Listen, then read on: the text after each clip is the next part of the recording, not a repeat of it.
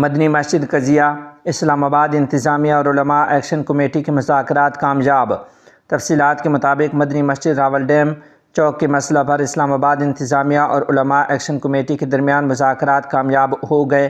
باہمی مشاورت سے ایک تحریری معاہدہ طے پایا، جس پر امیر جمعیت علماء اسلام اسلام آباد مفتی اویس عزیز اور اسلام آباد انتظامیہ کے نمائندے ADCG صاحبزادہ محمد یوسف نے دستخط کیے۔ معاہدے کے مطابق مدنی مسجد کی تعمیر 4 ماہ کی مدت میں CDA مکمل کرے گی۔ اس دوران باجماعت پنجگانہ نماز کی ادائیگی کے لیے متفقہ طور پر انتظامات کیے جائیں گے۔